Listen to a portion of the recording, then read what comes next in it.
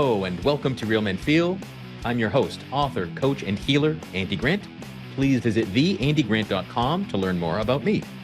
Real Men Feel exists to remind men that they are human beings, and they have the right to experience and express all of their emotions.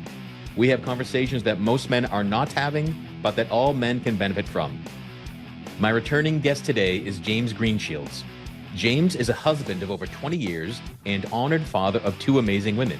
He served 17 years as an Australian Army officer and woke up in combat.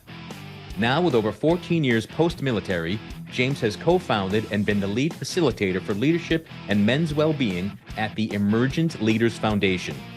He couples experiences with First Nation people around the globe, running youth rites of passage for 10 years, overlaid on practical understanding of leadership in environments as diverse as the battlefield, boardrooms, and professional sports have enabled him to create a new paradigm of leadership he calls harmonic leadership. Let's do it. Welcome back to Real Men Feel, James. Thanks, brother. Great to be back. You know, it had been, we spoke just the other day for the first time, and we knew it had been a while, but you and your wife, Kirsty, were on Real Men Feel. It was way back, show number 48 in 2017. It was 2017, right. I remember where we were. We were in a park and we're there and talking to you because I just remember the experience, but I didn't realize it was 2017. Yeah. Wow. Yeah. So you weren't the first Australian guest, but you were the first married couple to be appear at the same time as guests. Is that right? Yeah. Humbled. And you're still together? Yes, we are. Very good. 20 years this year. 20 nice. years of marriage, 25 years of being together. Yeah, very good. So you had reached out because you're doing a lot of work lately helping self-sufficient communities, and that was really falling into your leadership niche. So tell me about what that's like. What does it mean to have help a community become more self-sufficient?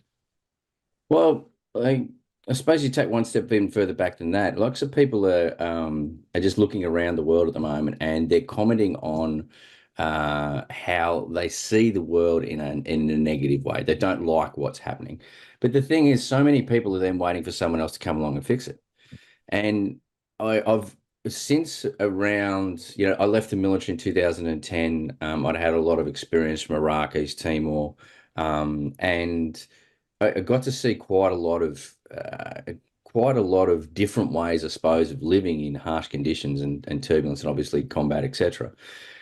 But when I got home, coming out of post-traumatic stress from that experience, something really dawned on me about the nature of community, because my healing journey, like I got out in the middle of our nation's capital called Canberra, and that was where I had my last posting and my last job, and I only moved about 10 kilometers outside Canberra itself.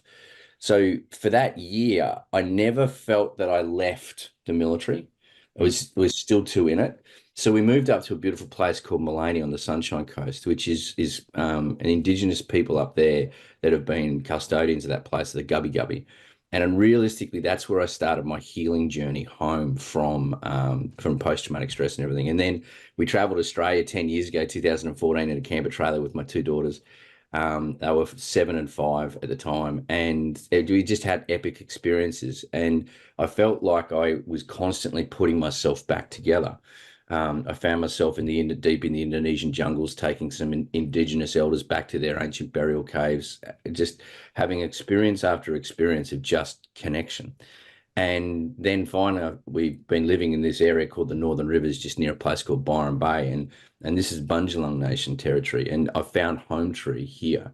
So what it constantly showed me was the place of community. And each community we visited was extremely different, but beautiful. And a lot of nuances which were the same, but beautiful unto their own. And it became extremely self-evident to me that communities know themselves best. Yes, they can always like benefit from an objective outside observer to look at denial and other things which are going on, but they actually know the nuances of themselves best. So then it started to really dawn on me that every issue on the planet can be solved at a community level within a global context, because we're networked, we're global, and there's no going back from that unless we have an Armageddon day. And I just introduced my youngest daughter to Armageddon with Bruce Willis and Ben Affleck, and she liked the soundtrack, you know. So